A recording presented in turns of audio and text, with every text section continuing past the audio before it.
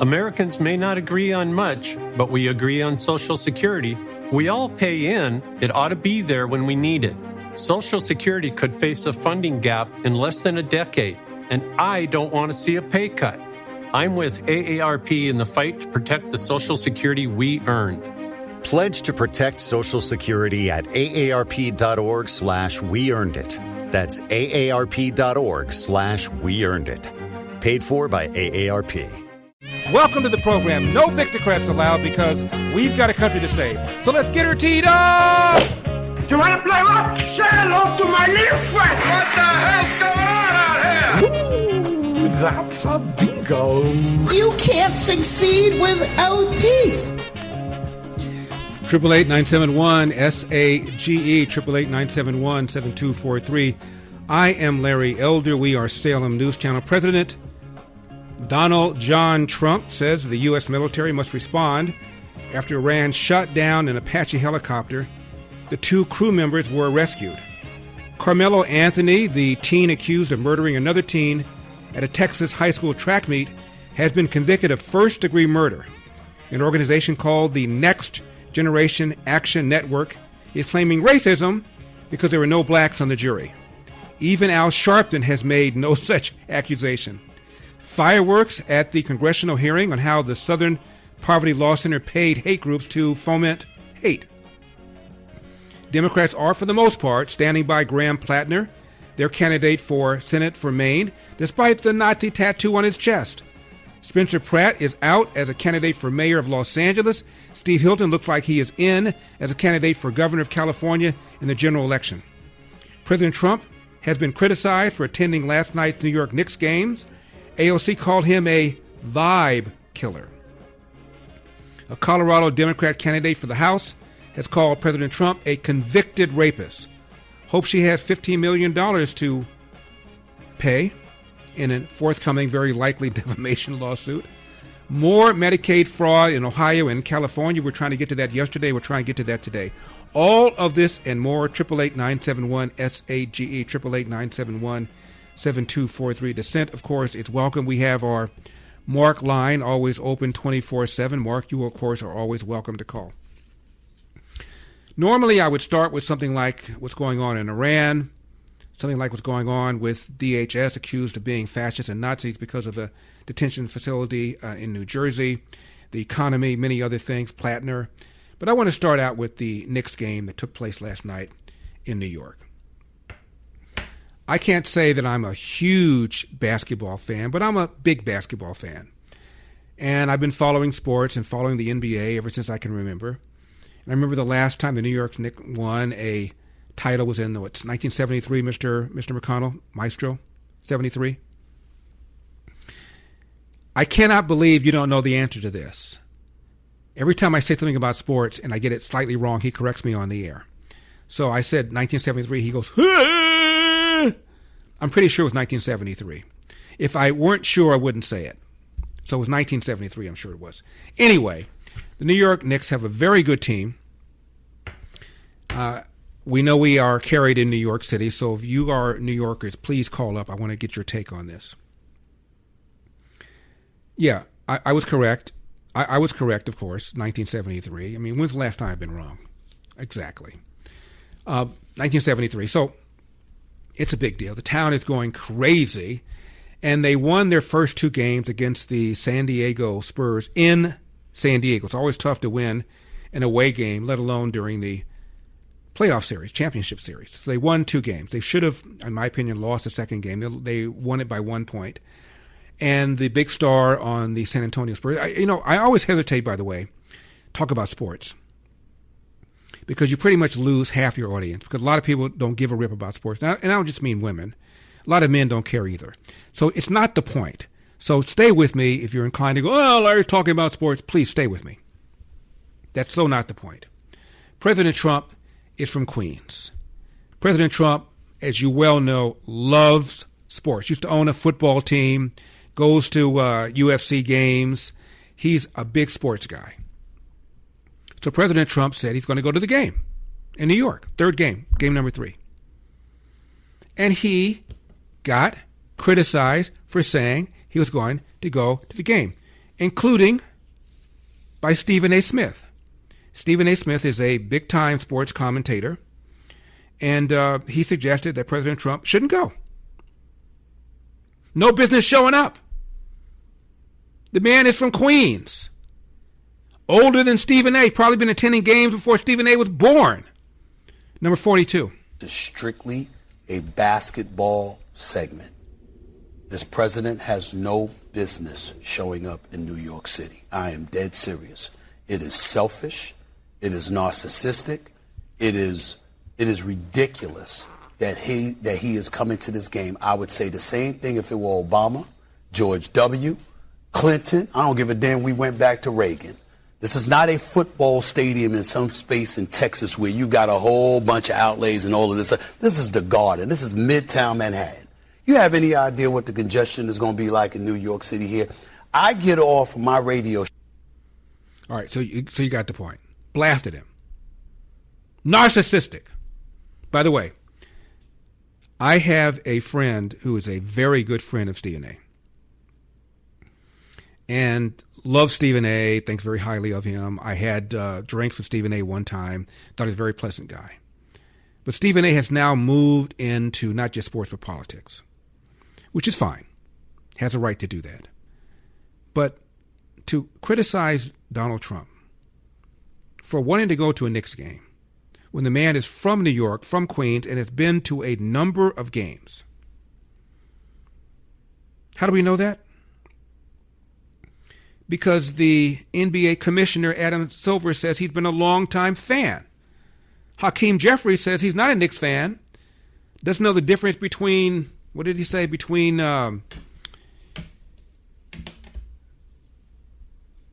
let's have Hakeem Jeffries say, number 34. So I've had a few things to say about Donald Trump going to the Knicks game. And, at this point, it's game day. And I think Knicks fans just want to enjoy Game 3, the first home game that we've had in 27 years. But it also is not clear to me that Donald Trump is a big Knicks fan. I mean, does this guy even know the difference between Karl Rove and Karl Anthony Towns? I don't think so. He's just injecting himself. By the way, who writes for Hakeem Jeffries? He's citing some line somebody gave him. I'm not sure he knows the difference between Karl Rove and Karl Anthony Townsend. It is so obnoxious. So you hate him for the economy, of course. You hate him for the Iran war, of course. You hate him for the big, beautiful bill, of course. And now you hate him for going to a Knicks game. I'm not sure he knows the difference between Karl Rove and Karl Anthony Townsend. For those of you who haven't been following this, Karl Anthony Townsend is one of the stars of the Knicks. Towns. Here is what the NBA commissioner Adam Silver said about Trump and his affection for the Knicks. Number 35. And Trump, I've been with the league for a long time. I ran NBA Entertainment years ago. He did an I Love Gets Game spot with us. He was a fixture at NBA at Madison Square Garden. You guys remember, well, all of you, when you played here, not Draymond, but back in the old days, he had courtside seats. He was here all the time. He was at drafts. So he's a genuine Knicks fan. And so, yes, there's some inconvenience to the fans here, but one looking around this arena, it's packed. So people listen. They came early. They got through whatever extra security, which is necessary. So, as I said, I think we should be using sports to create more of a sense of community with people, not less. Long-time Knicks fan. Has seats. Been coming there ever since he was a private citizen. And here is what Trump said about Mr. Stephen A. Smith, number 36. It was, I think, mostly cheers. It was loud and it was very enthusiastic. Mr. President, ESPN commentator Stephen A. Smith, who was talking about running for president, said he would blame you if the Knicks lost the game. How do you respond to that? I think he's a nice guy, but you need a certain aptitude to run for president. You need a high IQ. I'm not sure that Stephen has that. I don't think he does, actually. Stephen A. Smith thinking about running for president. Nice guy. You have to have a high IQ to run for president. I don't think Stephen A. Smith does. Now, because Stephen A. Smith is black, because Maxine Waters is black, because Jasmine Crockett is black, and Trump has referred to all three of them as having low IQ. Never mind all the white people, he said, have low IQ, because Trump haters are only going to focus on that. So he referred to Stephen A. Smith, nice guy, good sports commentator, entertaining guy, but I'm not sure he's got the IQ to run for president. He is going to be hammered. Now, we're going to take a break. We come back. We're going to talk about what, James Carville once said about Stephen A. Smith when Carville was informed that Stephen A. Smith is thinking about running for politics. Now, if Trump is a racist for daring to suggest that Stephen A. Smith does not have the qualifications or the intelligence to be president, please tell me, do you call James Carville a racist? 888-971-SAGE. I am Larry Elder. Do not leave town. Parents, the biggest question in education today is how artificial intelligence is shaping the way your student learns. Artificial intelligence is changing education faster than most schools are willing to admit, and many families are rightly concerned. At Patrick Henry College, the goal isn't to outsource thinking to machines. It's to train students to think for themselves. PHC emphasizes a Christian liberal arts education that develops reasoning, writing, speaking, and discernment skills no algorithm can replace. Students learn to engage technology wisely, understanding its capabilities, but also its danger and limitations, rather than becoming dependent on it. In a world increasingly shaped by AI, Patrick Henry College prepares students to lead with wisdom, conviction, and moral clarity. If you want a college that prepares your child to lead in an AI-driven world without losing his or her faith and values, I encourage you to learn more about Patrick Henry College. Visit phc.edu/elder. That's phc.edu/elder. I'm telling you, bro, if the Knicks lose tonight, it's literally because of Donald Trump. There's no other reason for it. It's not because Wemby locked in, okay? It's not because they found a way to defeat the Knicks defense. It's not because they were able to stop the Knicks offense. It's just Donald Trump. There's no other reason for this to take place. They're so up right now. New York as a city is so up right now. Donald Trump is coming in to deliver the worst kind of juju. The real five-head script here is Adam Silver's doing this to extend the finals. You know what I mean? Adam Silver was like, we bring in the vibes assassin Donald Trump, and he just everything up. 888-971-SAGE, 888-971-7243. I am Larry Elder. We are Salem News Channel. Delivered the worst juju. That sounds anti-Semitic, doesn't it? 888-971-SAGE, 888-971-7243. I am Larry Elder. AOC said something very similar, number 47. It already has been a vibe killer because now the city has to shut down all the MSG watch parties that happen outside of the arena that have been the source of so much fun for everybody, both if you're there and if you're watching it after the clips are posted. Now all of that's going to get shut down tomorrow because Trump wants to show up. And I can tell you, as a politician, I've gone to my fair amount of sports games. There are just some things that,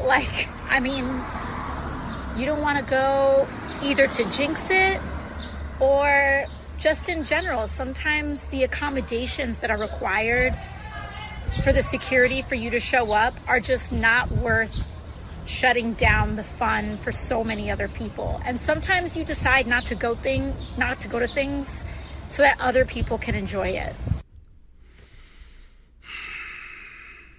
So, Donald Trump is a fascist. He's a racist. He's a tyrant. He's a dictator. He's sexist. He's a thief. And he also ought not go to a New York Knicks game because, the focus will be on him, not on the game. I have a suggestion. I know the president's listening. Mr. President, last night you should have brought Bibi Netanyahu with you and dared the mayor of New York, who also was there to arrest him as a war criminal. That would have been a mic drop. I guess it's too late for that suggestion.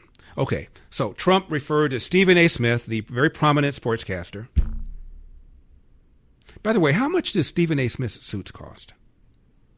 Is there anybody who's better dressed on TV than Stephen A. Smith? Other than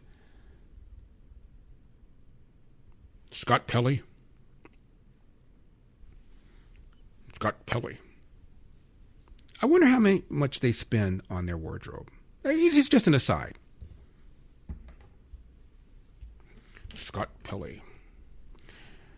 The only thing that's comparable to being fired from 60 Minutes is having your wife murdered. Are you kidding me?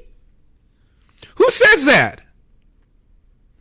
Mr. Pelley, your wife's been murdered. Oh, on the other hand, I still have my job at 60 Minutes, so I'm good. Really?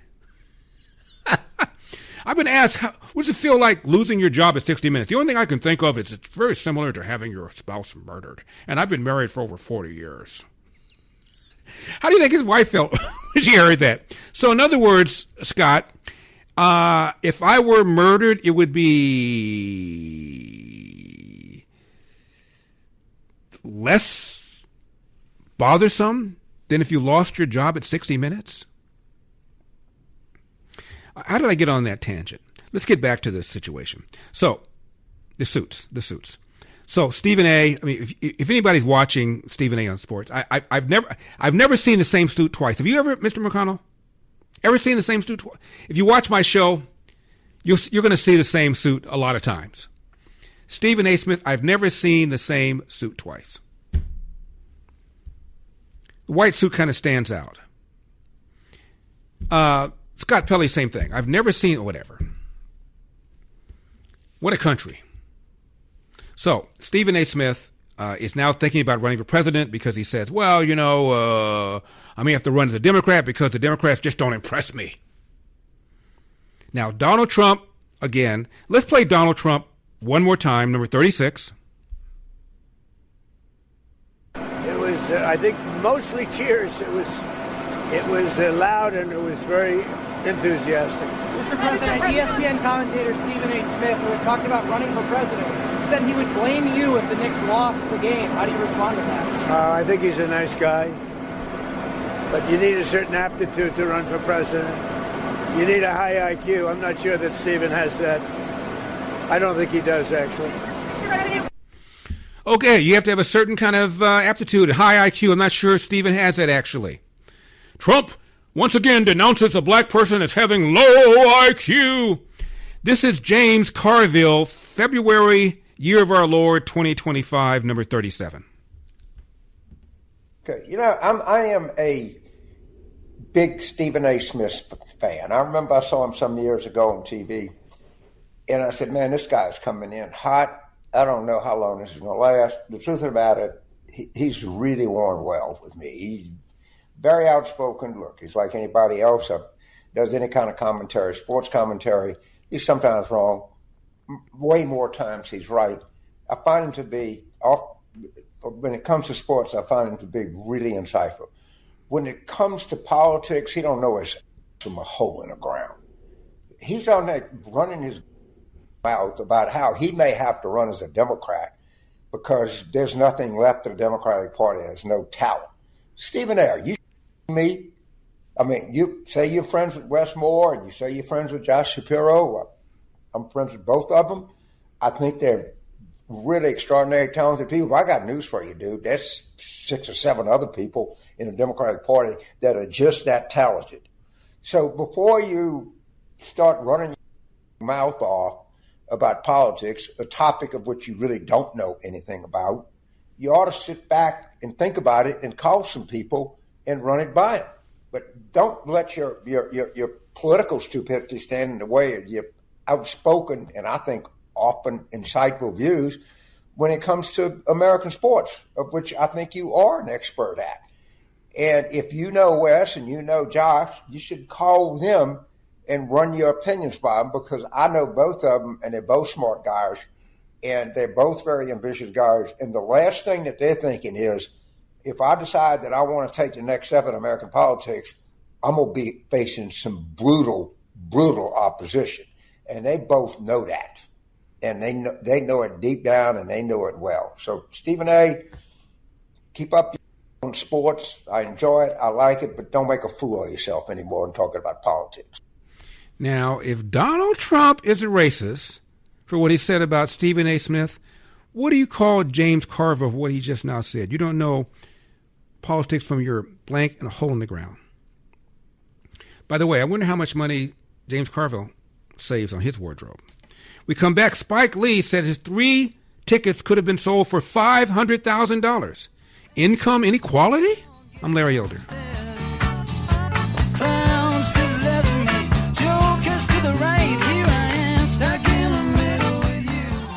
888-971-SAGE, 888-971-7243. I am Larry Elder. We are Salem News Channel, coming to you from the Relief Factor studio. Don't forget your Relief Factor. 800-4RELIEF, 800 the number 4RELIEF, relieffactor.com. That's relieffactor.com. Getting back to the Knicks game. Spike Lee said, he's got 3 courtside seats. By the way, Spike Lee said that, and others have said that Donald Trump making this about him. You ever watch a Knicks game and not seen Spike Lee courtside with his various outfits standing up, cameras on him? I'm not saying they're making it about him, but it seems like they're making it about him. Here's what he said he could have sold his 3 courtside seats for. Number 39.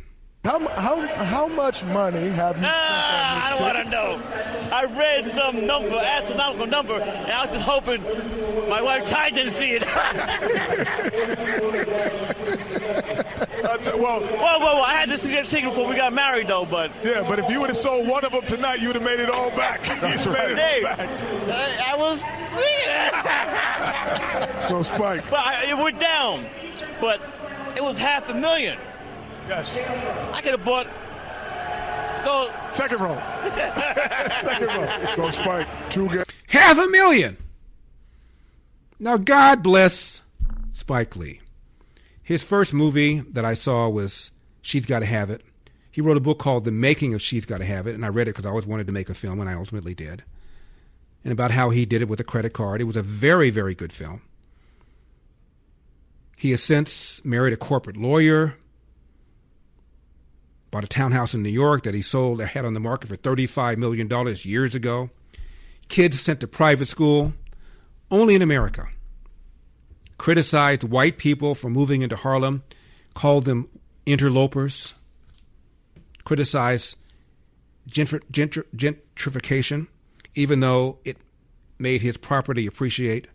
But hey, it is what it is. 3 courtside seats. He could have sold them for $500,000, he says. Oh, by the way, when his townhouse in New York was for sale for $35 million, he had a meeting with Obama where they were discussing, wait for it, income inequality. You cannot make this up. Here's Trump and his reception during the national anthem, number 45.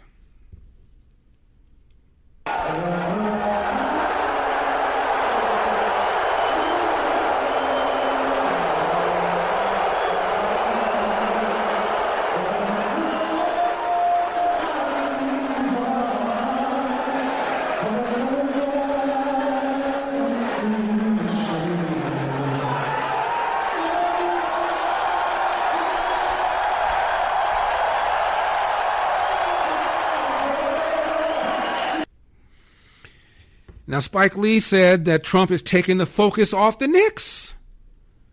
Even though he's there courtside, bunch of different uniforms, bunch of different outfits, is interviewed, interacts sometimes with the players, but Donald Trump is taking focus off the Knicks. Number 41.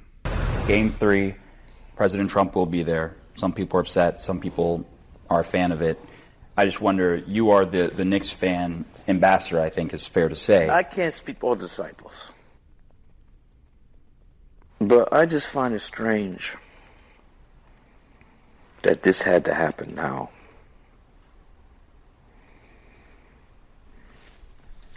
Got to get there 2 hours early.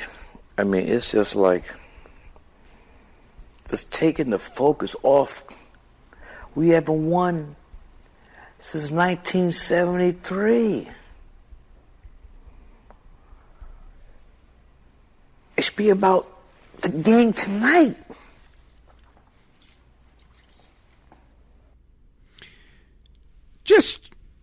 Let me just throw this out there. By the way, our friend Mark has called. He wants to weigh in. Mark, please don't leave town. We'll talk in the next segment. If, I don't know, President Obama, who played basketball in high school at his very expensive prep school, didn't start, but he played. If President Obama had been in office and there was a championship game in New York and he wanted to attend, do you believe the same kind of hostility would have been there? Do you believe Spike Lee would say, hey, President Obama, I voted for him twice, but he's taking the focus off the game. We haven't had a playoff in years. Do you think he would have said that? Do you think he would have said that he was corrupting our juju? Do you think AOC would have said he's a vibe killer? Or do you think maybe, just maybe, there might be a little bit of, I don't know, bias against President Trump? I'm just thinking outside the box here. For 250 years, Americans have believed in one powerful idea, that we were meant to live free, free to work hard, free to move, free to enjoy life without being held back. But if everyday aches and pains are slowing you down, it might be time to declare your independence from pain. My friend Raj, and board member, has knee issues. I said, Raj, Relief Factor, hooked him up. Takes it every single day.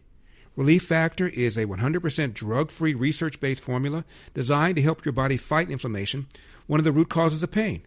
It's not a quick fix or a temporary mask. It works from the inside out, at the source. Relief Factor was created so people could get back to living life on their terms, walking, working, exercising, and enjoying the moments that matter. This year, as we celebrate 250 years of American independence, take a stand for your own freedom. To commemorate, we're offering a special patriotic price, just $17.76, so you can declare your independence from pain and take your control. Your $17.76 3-week quick start is ready for you. $17.76. ReliefFactor.com. 800-4-RELIEF. 888-971-SAGE. 888-971-7243. I am Larry Elder. We are Salem News Channel. Not to belabor the point about Mr. Spike Lee, but years ago he made a movie called Jungle Fever about an interracial couple. And Spike Lee said he didn't like interracial couples. And when he sees the interracial couple walking down the street, he said, he gives them visual daggers to make them feel uncomfortable. Can you imagine if, I don't know, some other director said that? When I see an interracial couple walk down the street, I give them visual daggers to make them feel uncomfortable. What would happen to Steven Spielberg if he said that? He said it. Nobody cared. Because so much latitude for Spike Lee to make the most vulgar, insulting, bigoted comments, nobody gives a rip. I don't like white people moving into Harlem. When I see interracial couples walk down the street, I give them visual daggers to make them feel uncomfortable. So if you saw, I don't know, Barack Obama's parents walking down the street, you would have said the same thing? You'd have given Barack Obama's parents visual daggers? Nobody said squat. Mark is in Los Angeles. Mark, always nice to hear from you. Good, Larry. How are you again? I'm doing great. Did you watch, Mark, did you watch the game last night? I listened to it on radio and watched again on TV, yes. Got it. Okay. Okay. I got to tell you just really quickly, you're totally wrong. The majority of the people in this country, men and women, sports is very important. You started that out by saying that the majority of your viewers do not like sports. I didn't say the majority. I said it's always dangerous to talk about sports because a lot of people don't like sports, and I don't just mean women. I've got about a half a dozen people, Mark, that work on my staff. Rick, who's our technical guy, couldn't care less. I asked him, did he watch the game? He doesn't care. So there are a lot of people that don't care. The point is, my goal is to have as many people interested in my show as possible. When you talk about sports, you're going to lose a certain percentage of people. It might be 5, might be 10, might be 25. I don't know, but you're running a risk when you talk about any topic that some people don't care about. That's all my point is. It's not a big deal, Mark. Okay. Okay. So, Larry. Yes. As usual, you're taking this out of context. Most people. Okay, can I finish? I didn't. I just had a little chuckle. I didn't interrupt you. Okay. Because you're so Mark, you're so sensitive today. Did something go wrong in your life today? You're more sensitive than usual. Most people thought that he shouldn't go to the game because of the security reasons. And I'm sorry, I have to interject. When you say most people, was there a poll? You just got on me for saying a lot of people don't like sports, and you're saying most people. Do you have any evidence of that? Was there a poll? Was there a? Okay, all right. The general thought. And by the way, Larry, did you see that the news station in New York, which had a bunch of people on who had Trump hats who wore them to the game, which they're entitled to do, said the same thing. Everyone except for 2 said, yeah, I love Trump, but I wish he didn't come because it took me 2.5 hours to get into the stadium. Mm-hmm. I had a friend that went to the game. Oh, and before you say anything, I do not think any president should have gone to the game because if you know Madison Square Garden and you know New York, because everybody's been, well, not everybody's been to New York, but still, traffic is terrible to start with. Yeah. And by the way, I know that. And if I were going to the game, it would annoy me to have to get there 2 hours ahead of time because Trump is there. It would annoy me, but it wouldn't be disqualifying. I wouldn't be upset about it. I would feel that he has a right to go. He's been a longtime Knicks fan, as I mentioned. He's from Queens. Adam Silver has mentioned he's been to many games, hold season tickets. So it's not like he's parachuting in. He's been a Knicks fan for a long time. Okay, Larry, he has not been to a Knicks game for 2.5 years, at least. I think is there a statute of limitations? I mean, honestly. Okay. But by the way, we're getting off topic a little bit, Mark. But virtually every president has been to a baseball game. Do you know who's the only recent president never to have gone to one? Joe Biden. So somehow, some way, they've been able to figure out how to get presidents at baseball games. It's been pretty much a tradition in American life. But Biden never went to one. Don't know why, but he never did. Well, I wouldn't have wanted Joe Biden at a baseball game anyway, but that's besides the point. Okay. If you go to a baseball stadium, the stadium holds a lot more people than the 20,000 people, or not even that, I think. I haven't been the Garden, but I think it's like 18,000, right? Yeah, something like that. And what? Yeah. Right. So, and then you're picking on Spike. If Spike Lee wants to jump up and down and act like a fool, he's paying a lot of money for those tickets, and security is not watching for him to be sure something doesn't happen, which security should be watching Donald Trump. No, Mark, no question about that. I know this is an aside, but I just want to ask you, what I just now said about Spike Lee, what he said about interracial couples. He said, if I see them walking down the street, hold on, I give them visual daggers to make them feel uncomfortable. Can you imagine if Donald Trump said something like that? What would have happened? People would throw up and want to beat him up. Exactly. Okay, but Larry, can I say something that apparently you're not aware of? Of course. About a month after Spike Lee, first of all, Spike Lee should never have said that because my girlfriend's black and that would have pissed me off. But about a month after that, Spike Lee came out on Eat Entertainment or whatever TV show, I can't tell you which one, and apologized for that. I have never heard him apologize for it. I'm not saying you're wrong, but I've never heard him apologize. I'll look it up during the break, but I've never heard him apologize for it. He did, and when I get a chance, I'll look up and find out what TV show. I want to say, all right, Entertainment, but that might not be right. But again, he's one person. He's entitled to his opinion. Certainly, first of all, whether he apologized or not, he might have just done that politically. Yeah. I mean, Well, Mark, I've got to take a break. I've got to move along. Thank you very much for the call. But if Trump had said something like that, even if he apologized for it, he'd be hammered. But I don't believe Spike Lee apologized, but I'll check it out. Now, whether you're preparing for exams, juggling family and career, or just looking to stay sharp as you age, Think Factor is here to help. Created by the same company that makes Relief Factor, Think Factor supports sharper focus, stronger recall, and clearer thinking. It's a natural way to give your brain the daily nutrients it needs for memory, attention, even vibrant vision. I take Think Factor every day. 3 hours show prep. It helps me stay sharp during prep. Think Factor results get you better, longer, sharper acuity.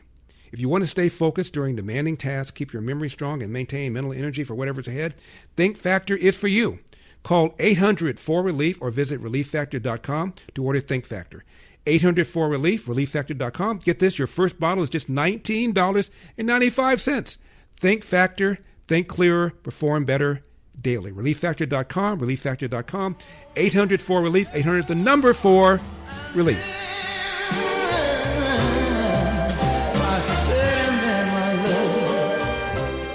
Hello, Dr. Elder. I'm always tempted to call you Dr. Elder. This is Ronnie from Columbus, Ohio.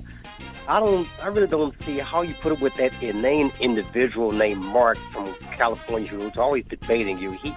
He sounds like that sniveling, snitching kid who says, "I'm gonna tell, you're gonna get it." He sounds just like that. How do you put up with that? But keep up the good work. Thank you. 888-971-SAGE, 888-971-7243. I am Larry Elder. We are Selling News Channel. So much to get to for the next couple of hours. Karmelo Anthony, the teen accused of murdering another teen at that Texas high school track meet, has been convicted of first-degree murder. An organization is claiming racism because there were no blacks in the jury. There were fireworks at the hearing today on how the Southern Poverty Law Center has been paying hate groups to foment hate. Democrats are standing by Graham Plattner, a Colorado Democrat candidate for the House, Texas Democrat, has referred to President Trump as, quote, having been found guilty of rape, close quote. A defamation lawsuit to follow.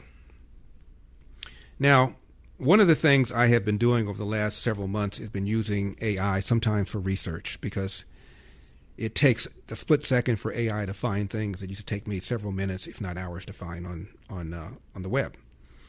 So I just now typed this in if our friend Mark is still listening. This is on ChatGPT. Did Spike Lee ever apologize for saying he doesn't like interracial couples, and when they walk down the street he gives them visual daggers? Answer, no. Spike Lee has not apologized for that statement. In a 1992 Esquire interview around the release of his film Jungle Fever, which explores interracial affairs, Lee said, quote, I give interracial couples a look, daggers. They feel uncomfortable when they see me on the street, close quote. This reflected his personal view at the time on interracial relationships, particularly black men with white women, which he portrayed critically in his films, often framing them as driven by societal pressures rather than genuine affection. He has defended Jungle Fever as not condemning all interracial relationships, but highlighting their challenges. No retraction apology has ever been found. Extensive searches across news archives, interviews, commentary turned up no public apology, regret, or walk back from Lee on this specific comment. The quote continues to be cited in discussions of his views on race, often critically, with some noting the lack of apology. Lee has apologized for other things over the years, but not this. So, Mark, if you have anything specific, because these AI things are not infallible. Some of them have made mistakes. I've caught mistakes. Please let us know. You know, we have a 24/7 Mark line, so call me tomorrow and tell me exactly where I can find the apology that you claim Spike Lee made for this racist comment that sounds like something David Duke would say. Okay? All right, coming up, so much to get to. We're going to get to the Southern Poverty Law Center. I'm Larry Elder. Don't leave town.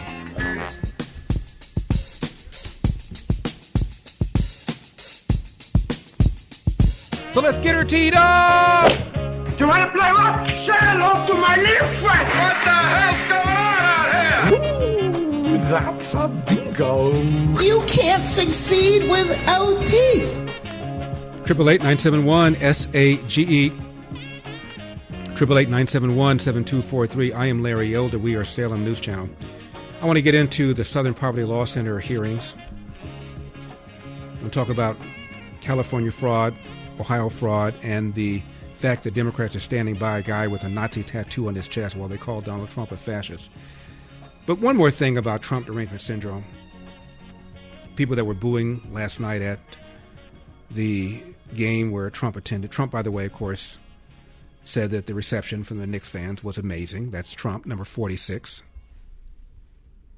Did you see Mayor Mamdani at the game? I did not, no. What did you think of the reception you got from the Knicks fans tonight? I thought great. I mean, I thought it was amazing, actually. You mean when they had the camera on me? I thought it was very good, yeah. It was certainly amazing. It was.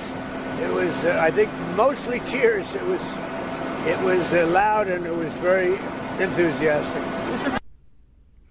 Mostly cheers, very loud and enthusiastic. Well, I didn't watch the part where people were responding to him after they showed him on the Jumbotron. I didn't watch the game until later on. But the passage that we played you sounded mixed. I heard a lot of boos.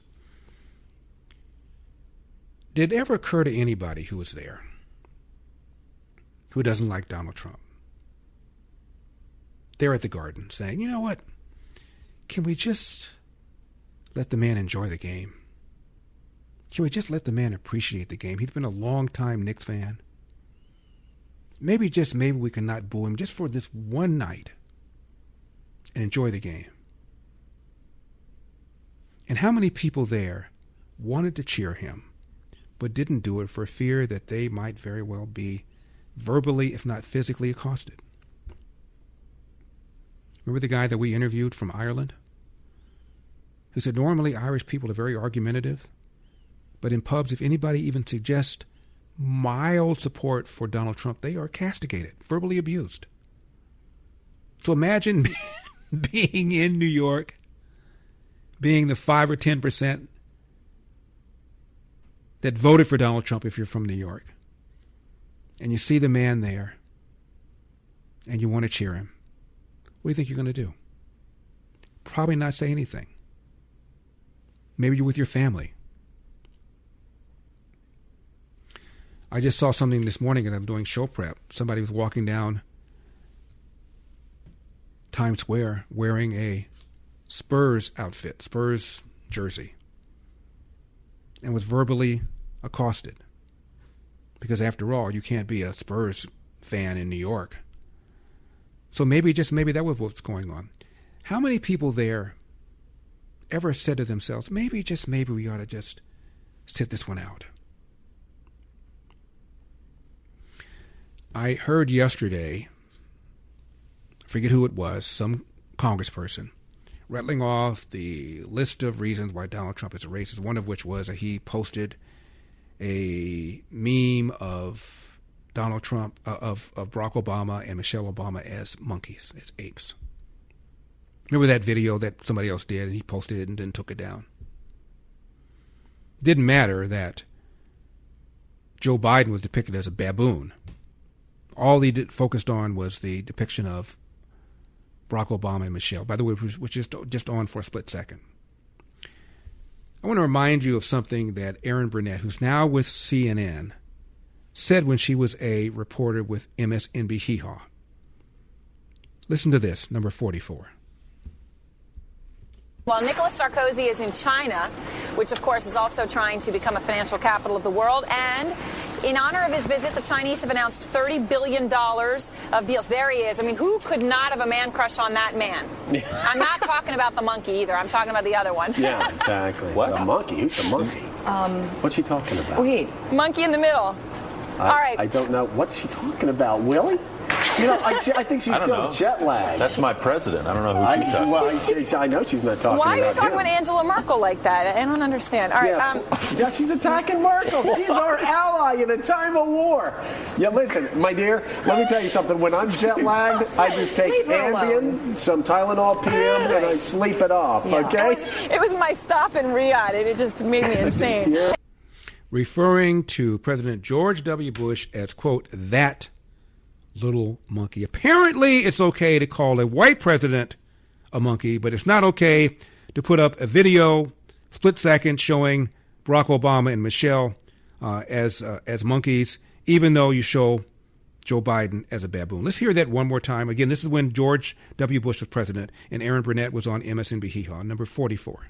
While Nicolas Sarkozy is in China, which of course is also trying to become a financial capital of the world, and in honor of his visit, the Chinese have announced $30 billion of deals. There he is. I mean, who could not have a man crush on that man? I'm not talking about the monkey either. I'm talking about the other one. Yeah, exactly. What? The monkey? Who's the monkey? What's she talking about? Wait. Monkey in the middle. All right. I don't know. What's she talking about? Willie? I think she's still jet lagged. That's my president. I don't know who she's talking about. I know she's not talking about Why are you talking him. about Angela Merkel like that? I don't understand. All right. Yeah, she's attacking Merkel. She's our ally in a time of war. Yeah, listen, my dear, let me tell you something. When I'm jet lagged, I just take Ambien, some Tylenol PM, and I sleep it off, okay? It was my stop in Riyadh. It just made me insane. Monkey in the middle, referring to President George W. Bush. Not a problem. No fly zone over there. Now listen to this one. This is a Texas congresswoman named Veronica Escobar, number 50. Time someone accused Donald Trump of rape. That network paid $15 million in a defamation suit. He was found guilty by a jury. I would be real careful. I'd be real careful about telling that lie. It is incredible how much cover and comfort they give to a convicted felon. Okay, let's stop it right again. He was found guilty by a jury referring to rape. Number 50. Time someone accused Donald Trump of rape. That network paid $15 million in a defamation suit. He was found guilty by a jury. I would be real careful. I'd be real careful about telling that lie. It is incredible how much cover and comfort they give to a convicted felon and to someone who's been an adjudicated case of rape. And again, I just want to make clear here, this was a civil case. It was not a criminal case, so he wasn't found guilty. A Texas congresswoman refers to President Donald Trump as having been found guilty of rape. The man's never been charged with rape, let alone been found guilty of it. This is why ABC ended up having to pay $15 million for defaming him. This is a Texas Democrat congresswoman named Veronica Escobar. Says it again. Now listen to this. This is a Colorado state rep who's candidate for Congress, U.S. Congress, and asked whether Trump deserves any credit for the drop in illegal immigration. Now, do you think there's anybody, as much as you hate Donald Trump, who says Trump doesn't deserve credit for securing the border? Well, think again. Number 51. Does President Trump deserve credit for the significant drop-off in illegal border crossings? Mr. Rutnow. No. Why is that? I think that what he's doing right now shouldn't receive any credit at all. He is terrorizing Latino immigrants across this country, setting up horrific conditions. We need to make sure that we have an immigration system that is comprehensive with a pathway to citizenship. Let's stop it right there. Does Donald Trump deserve any credit for the drop in illegal border crossings? I know you think he's a fascist. I know you think he's a racist. I know you think he's a bigot. I know you think you got us into an illegal war. Does the man deserve any credit for the drop in illegal border crossings? Okay, start it again. Does President Trump deserve credit for the significant drop-off in illegal border crossings? Mr. Rutnow. No. Why is that? I think that what he's doing right now shouldn't receive any credit at all. He is terrorizing Latino immigrants across this country, setting up horrific conditions. We need to make sure that we have an immigration system that is comprehensive with a pathway to citizenship. To clarify, who does deserve credit for the significant drop-off in illegal border crossings? This is something that I need to explore further, but I think that what's happening... Something I need to explore further? Does the man deserve any credit for the drop in illegal border crossings? No. It's inhumane. We need a pathway to citizenship. We need this. Yeah, but who deserves credit then? Well, I need to study this. This is what we're talking about. Trump derangement syndrome. 2 + 2 = 5. Water isn't wet. Sky isn't blue. Grass isn't green. This is sick. I'm Larry Elder. Does President Trump deserve credit for the significant drop-off in illegal border crossings? Mr. Rudnell. No. Why is that?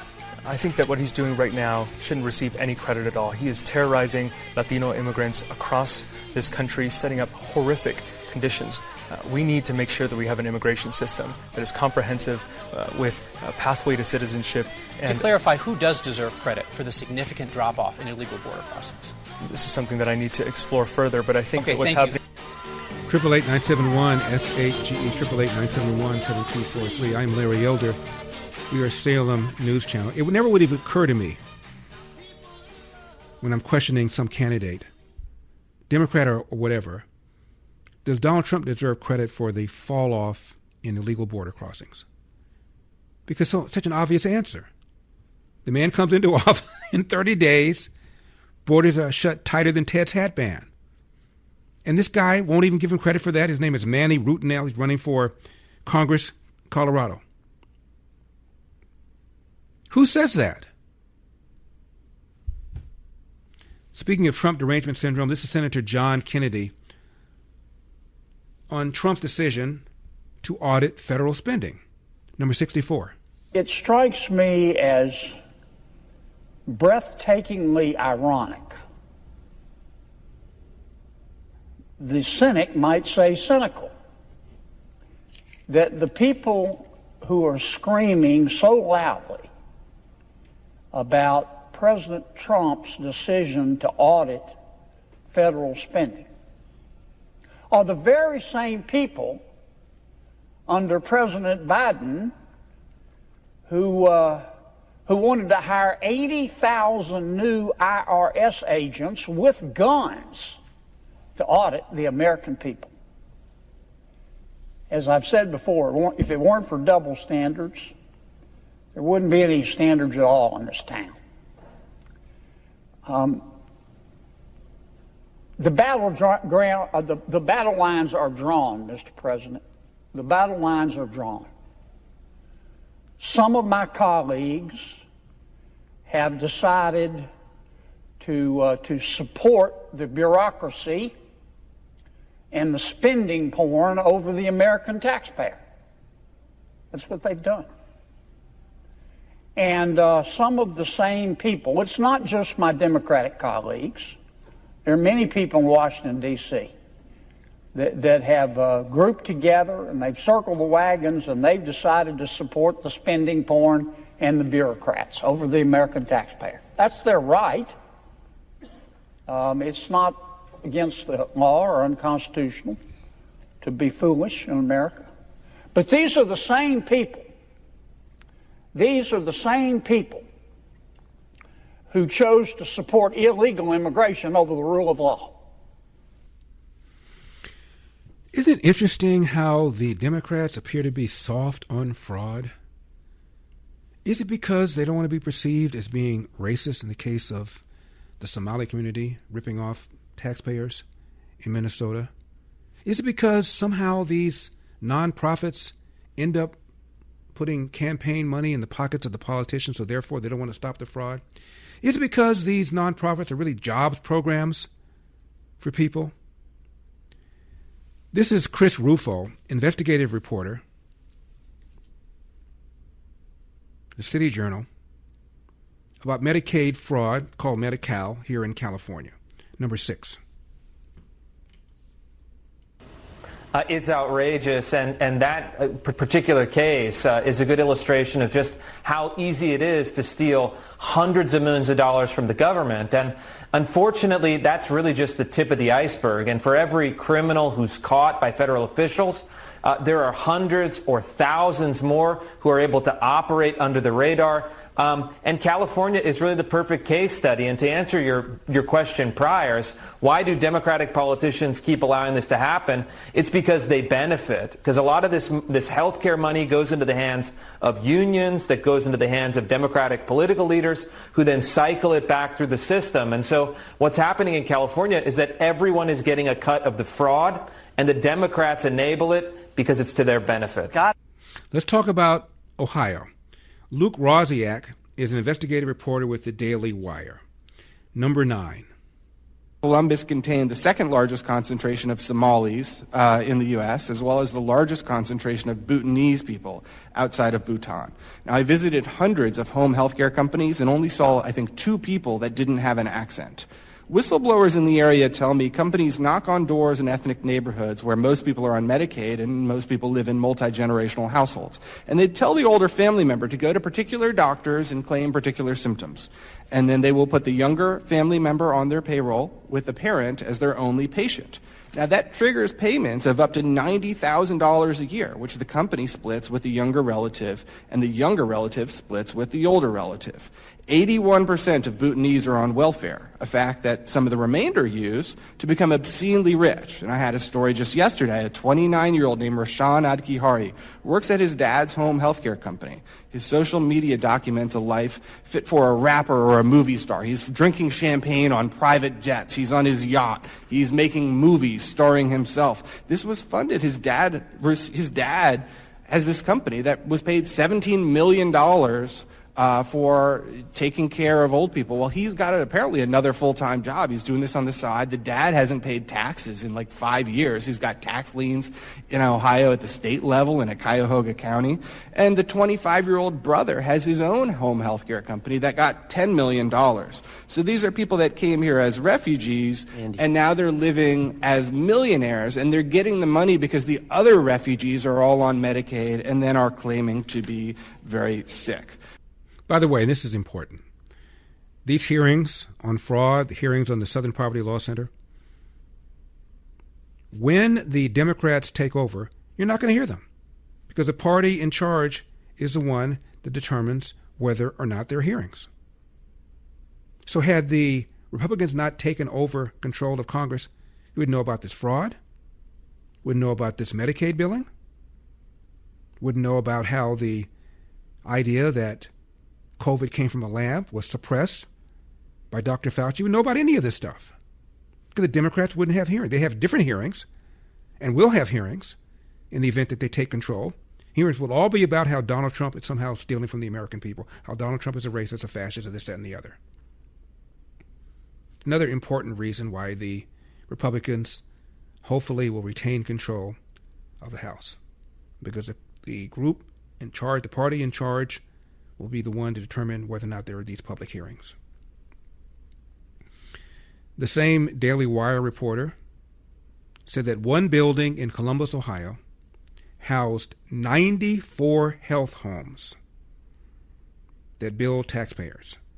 94 health homes in one building. And the Secretary of Agriculture, Brooke Rollins, says that there are 200,000 dead people receiving food stamps in red states. Why do we know this? In red states, not blue states?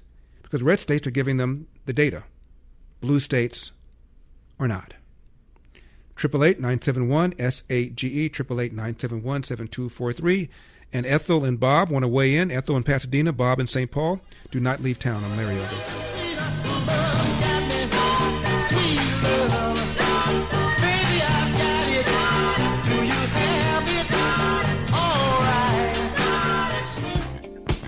888-971-SAGE, 888-971-7243. I am Larry Elder.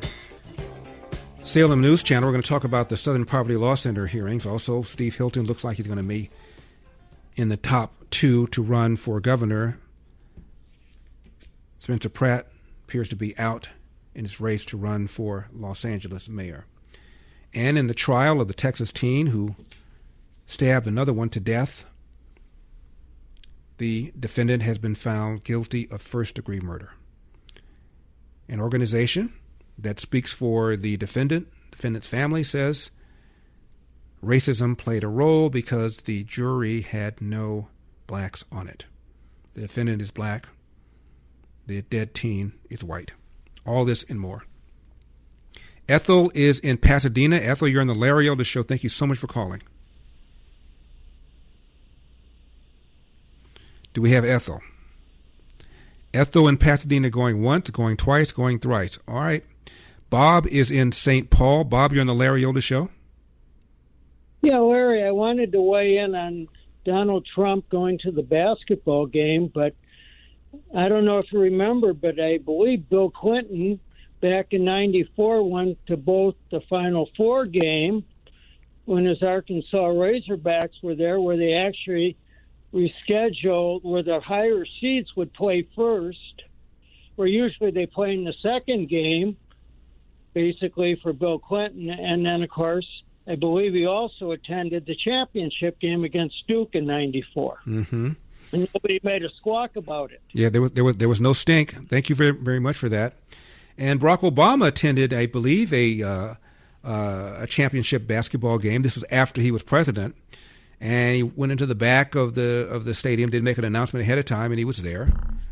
The argument's going to be, well, he didn't make a big deal out of it, but he wasn't president at the time. Do we really want a country where the president of the United States, who's a fan of a particular sports activity, can't go to a game because it'd be inconvenient for the other people to be there and because people don't like him? Thank you very much for the call.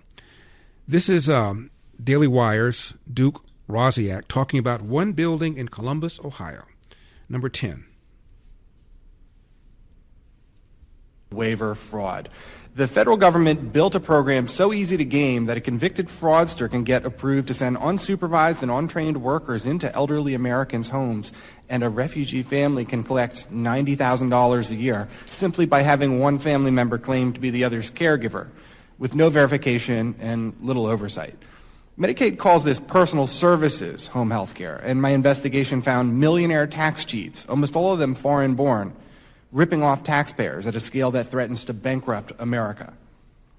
We all have families, all of us have parents that'll get old, and yet in some states Medicaid will pay you simply for being a normal person, as a home health aide whose job it is to provide cooking, cleaning, or just companionship and conversation to your own family member. The federal government has agreed to give waivers to certain states, letting them run these programs, even though 70% of that cost is paid by the feds. This was something that was sold to us as saving money because it would be used as an alternative to nursing homes, but it didn't work out that way. A lot more people started claiming to be sick when there was a financial benefit to their family for being sick.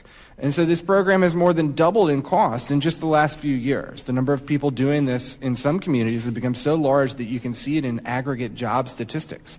The state of California recently reported gaining jobs. Well, it actually lost jobs unless you count the people that are getting paid by the government to take care of their own family members. In New York State, it is the most common job now of any profession to be a home health aide. That's the scale we're talking about here. Now, in February, HHS released data listing corporations that are paid by Medicaid. By far, the largest billing code is personal services at $140 billion over the last several years. Personal services is the medical jargon for stuff that isn't medical at all. It's these housekeepers and people providing conversation and companionship. I did some data analysis to identify suspicious patterns. The data immediately pointed me to Columbus, Ohio. It turns out you can drive down the street in parts of northeast Columbus, and every single building is basically a home health care provider. One building had 94 businesses inside that billed a combined $66 million to taxpayers. I began looking up these companies in public records, and what I found was really shocking.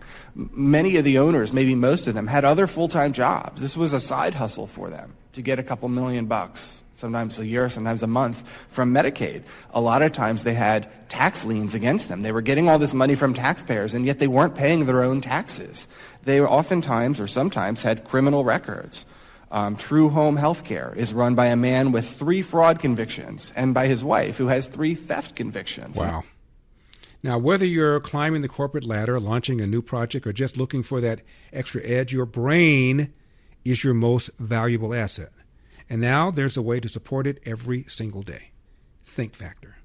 From the makers of Relief Factor, Think Factor is built to help you stay sharp, nurture your memory, boost your attention.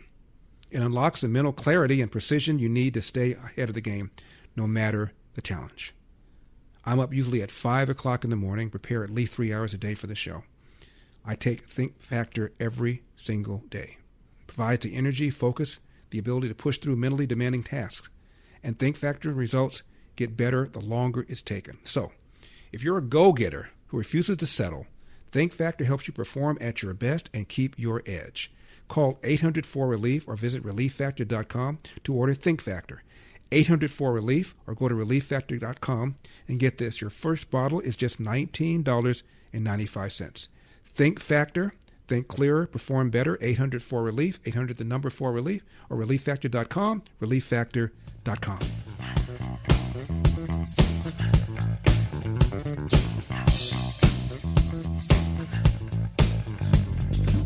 888-971-SAGE, 888-971-7243. I am Larry Elder. We are Salem News Channel. Coming up, we're going to talk about the hearings today about the Southern Poverty Law Center paying people in hate groups to foment hate and then use the hate to fundraise because of all the hate that the Southern Poverty Law Center has helped to foment. Not a bad scam if you can do it. We're also going to talk about the trial regarding Karmelo Anthony, Texas teen who stabbed another teen in the heart because the other teen had the temerity to be accusing the other teen of being in the wrong tent at this track meet. And we're coming to you, by the way, from the Relief Factor studio, 800-4RELIEF, 800-4RELIEF, ReliefFactor.com. That's ReliefFactor.com. All of this and more coming up. 888-971-SAGE. Ethel is back. Ethel, thank you so much for calling back. I appreciate it. Oh, Larry, I'm so glad. This is a blessing and an honor. I can't believe I'm speaking to you. I've been listening, and I get informed and learn so much. Thank you so much. Show. Thank you. And you are beautiful, beautiful. But I wanted to get on. This is a little away from what you have been talking about today, but I just wanted to get through because I really wish this could have happened for you also. With Spencer Pratt having been the run for the mayor of Los Angeles having been stolen from him. You know what I wished, Larry, and you could let me know what's best here. I wish that there could be a powerful grassroots, boots on the ground war room of informing people. Voters, don't be discouraged, don't give up, don't be demoralized. But what people ought to do, like what I would have loved to happen for you, Larry Elder, is come November, write Spencer Pratt's name in. Even if you don't want to vote for, because I've never heard of a Raman. What is her name? Nithya Raman. Yeah. Democrat socialist. Yeah, that's it. And when I found that out, of course I wouldn't vote for anybody like that. But what people ought to do, like they should have done for you, Larry Elder, was to write your name in. And who knows that it might send a powerful message. And it also may, whether Spencer Pratt wins or not, at least people should not let their vote go to waste sign him in. Right. I mean, if there's a place where they can write in, if you don't want to vote for the Mayor Bass or this other lady Rahman, then write in Spencer Pratt's name. Thousands of California voters in the LA County. I wish they'd do that. Don't give up. Well, Ethel, thank you so much for the kind comments you made about me and about my race. But if the goal is not to waste your vote, you just did. You can write in, of course, anything you want. You can write in Mickey Mouse. But they will only count the people who are on the ballot. So even if you send a message, and I understand sending a message, those votes will not be counted. Only the people who are on the ballot and get votes will have their votes counted. Any write-in won't be counted. I'm not sure that's the way it worked for the governors, but I know that's the way it worked for the city. Anyway, thank you very much for the call. I appreciate it. Brooke Rollins is the Agriculture Secretary. Here's what she said about dead people and food stamps, number 30. We've been talking about this, I think, within the very first hour of me walking in the door for this job on February 13th of last year. We sent a letter to every governor in America. No one had ever held the states accountable. The federal government funds the food stamp program. We send hundreds of millions of dollars a day to the states, but there'd never been a back-end accountability on how is that money getting spent. So we asked all the states to partner with us. It's time to have accountability. The red states, of course, did. And with that red state data, we found 200,000 dead people getting food stamps. We found 500,000 people that were getting more than one benefit. And y'all, this was in the red states. The blue states wouldn't give us the data. They're suing us. We're in massive litigation right now, looking to cut those funds off until they give us that data. But the fraud is so rampant and so stunning that when the president, the vice president, and our team talks about, when we can root all this fraud out, we're going to really be able to cut the deficit, make sure we're protecting the taxpayer, but also make sure we're protecting the families that rely on these programs at the same time and by getting the fraud out. Why would the blue states not cooperate? Is it because of the money is federal money? Is it because they'll be embarrassed? Is it because the politicians in blue states somehow end up getting the money in their pockets for campaign purposes? Why would red states cooperate and blue states not cooperate? Kelly Loeffner is the head of the Small Business Association. Here's what she said about Ohio, number 12. Small businesses are our biggest job creator in the country, but they're also our nation's biggest taxpayers. Like every taxpayer, they deserve to know that the programs that they pay into will be there for those who need them, not siphoned away by fraudsters who would rather steal from hardworking Americans than become hardworking Americans. Since day one, the SBA has focused our efforts on the Paycheck Protection Program, which will go down as one of the most defrauded federal programs in American history. During the pandemic, our agency delivered $1.2 trillion that was meant for small businesses, of which the Office of Inspector General deemed $200 billion was stolen, including right here in Ohio. The Biden administration chose to look the other way, giving criminals de facto amnesty at the expense of your taxpayers. But this administration is choosing accountability. Last month, the SBA referred 560,000 borrowers to the DOJ and Treasury. That's over 500,000 borrowers to start collections and prosecutions for $22 billion in suspected PPP fraud. Today, we've announced suspensions for 140,000 borrowers across California, Minnesota, and Maine. $200 billion stolen in PPP fraud during COVID. Our founders believed that freedom wasn't just a word, it was a way of life. Freedom to move forward, freedom to pursue what matters most, freedom to live fully. But pain has a way of taking those freedoms away. That's why Relief Factor exists.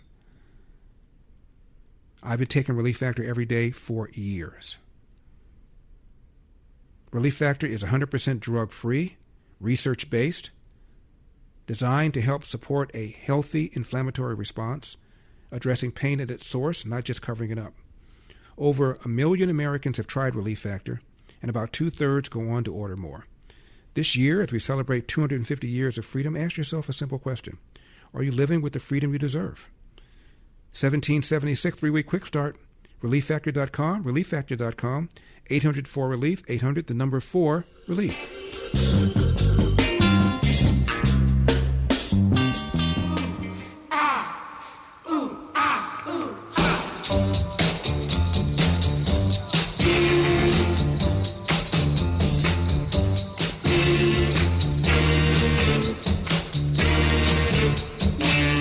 Eight 971 SAGE 888-971-7243. I am Larry Elder.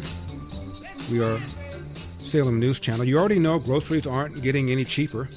Let me help you save money somewhere else. Right now, when you switch to Sage Wireless, I pay your first month phone bill. That's right. 100% free with promo code SAGE100. Keep your phone, keep your number, get a new one, or even add a second line. You'll get the same reliable coverage on AT&T's same towers, just at a far more affordable price. Switching is easy, and you will save money. A portion, by the way, of every bill helps support food for the poor. It's on me. Go to Sage Wireless, again, easy to switch, and use code SAGE100 at checkout. That's sagewireless.com, sagewireless.com. Did Hillary Clinton actually say this about migration, number 33? Secretary Clinton. There is a legitimate reason to have a debate about things like migration. It went too far. It's been disruptive and destabilizing, and it needs to be fixed in a humane way with secure borders that don't torture and kill people. It went too far. It's been disruptive and destabilizing. Where was she during the Biden administration? Death threats against ICE officers up 8,000%, number 32. I'm an equal opportunity deporter. I don't care what color they are or what country they're from. We remove people up to 161 countries, which includes a lot of European countries, a lot of Asian countries, right? So I don't care about the color. I don't care about the nationality. If they're here illegally and they get ordered deported, I don't care. They're going to be deported regardless of all this racist claim, right? But what it does is, when you keep using those, the Nazis, secret police, racists, that instills violence.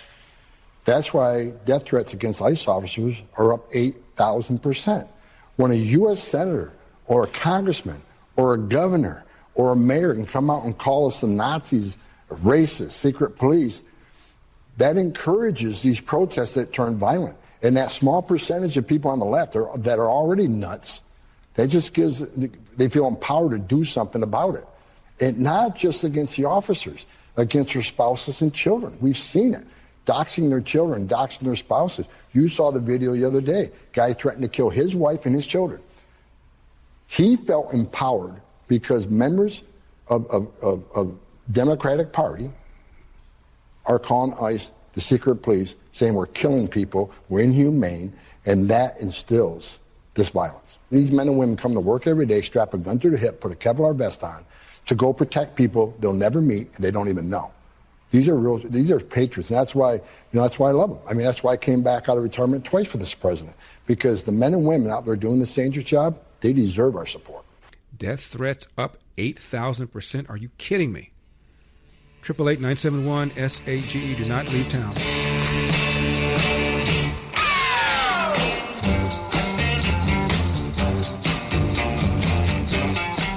So let's get her teed up! You want to play what? Say hello to my little friend! What the hell's going on out here? Ooh, that's a bingo. You can't succeed without teeth.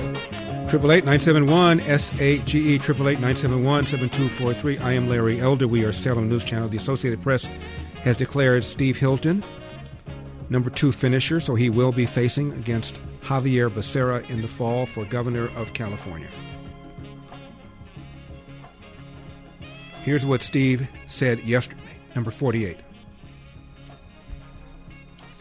Hi everyone. Well, it's an exciting night. Thank you to all of you for your messages of congratulations.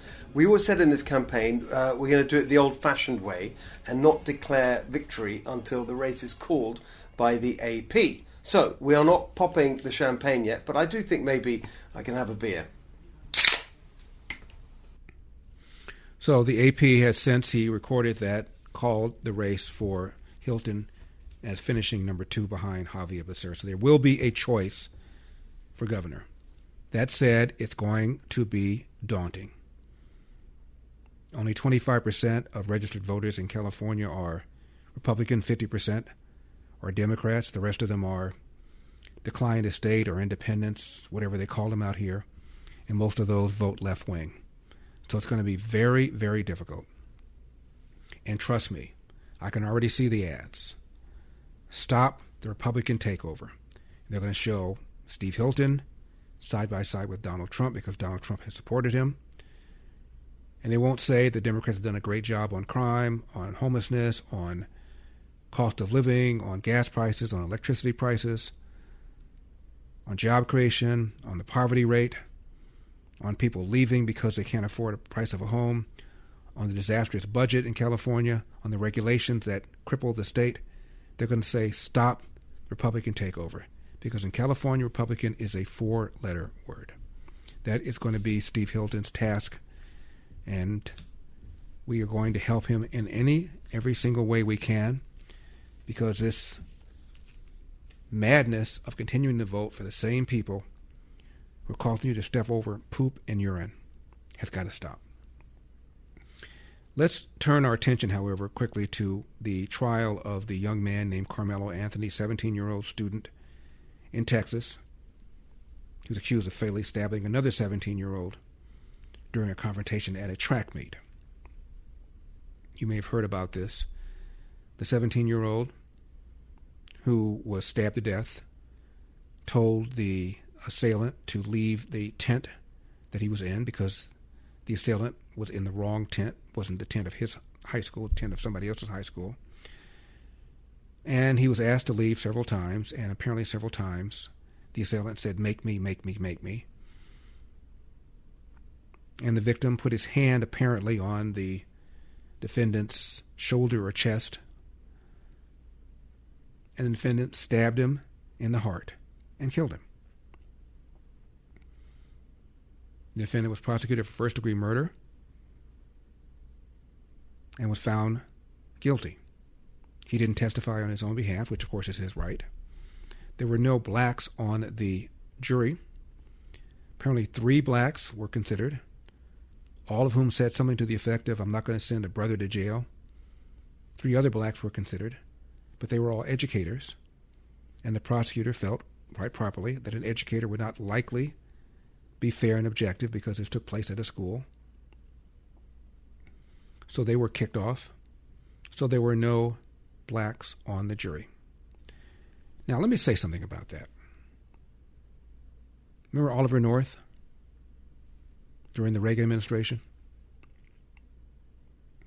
He was prosecuted and found guilty by a jury in Washington, D.C. that was all black. At one time, Washington, D.C. was about 70% black. It's now about 50% black. Not uncommon for these defendants involved in government cases accused of various crimes against government by government officials to be tried in front of all black juries. And when Oliver North was convicted, every conviction generally is appealed. And there are a whole bunch of different arguments that the convicted person will make. One of the ones that Oliver North did not make is that he felt it was unfair to be tried by a jury that had no whites. He never even made that argument. So it's not uncommon, in D.C. especially, for white criminal defendants to be tried in front of all black juries. But somehow, some way, even though race was not ever brought up, the victim was never accused of having said something racial. The assailant was never accused of having said something racial. It just, the victim was white, the assailant was black, and one of the persons who was either hired or became a spokesperson for the defendant's family, play the race card. Maybe you never heard of the Next Generation Action Network. A minister, Dominique Alexander, he became a spokesperson for the Karmelo Anthony family. Don't ask me why. By the way, Mr. Dominique Alexander, criminal history, pretty long one, includes a 2009 conviction for injury to a child after violently shaking his girlfriend's 2-year-old son. Was sentenced to probation. But in 2016, violated that probation with several traffic offenses and failing to comply with court requirements. By the way, later arrested on a felony assault charge for domestic violence in 2019. But he is a quote-unquote activist in Texas. Here is a Karmelo Anthony supporter. Listen to this, number 66. Why do we have to care anymore? Why are we even here? To be honest, why are we here? What are we here for? Because if we take up for ourselves, we go to jail. If we don't, we die. So it's a catch-22 in this situation. What do you want us to do? What do you want us to do at this point? What? I'm lost for it. I don't know what to do. I got 5 boys. I don't know what. I ain't got nothing to tell them no more. You can't walk away no more. Rest in peace, Trayvon Martin.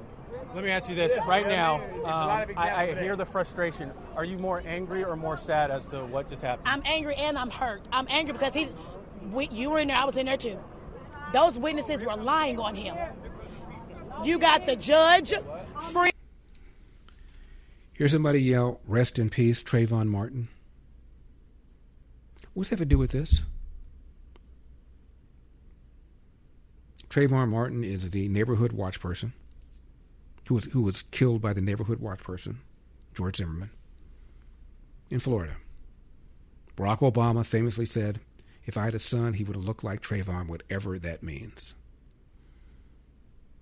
The man who was prosecuted was found not guilty. The jury also had no blacks on it, but there was a black alternate. And the alternate said the verdict was right and that race never came up. Rest in peace, Trayvon Martin. Really? How do you think you're making things any better? Reminds me of an exchange I have had with Super Roside from Detroit. Any evidence whatsoever that the young man killed said anything racial, provoked him because of some racial comment? No. Was there any evidence that the defendant stabbed the other teenager because of race? No. But you have these yahoos out here turning it into something racial. How do you think that's making things better? Rest in peace, Trayvon Martin? Are you serious?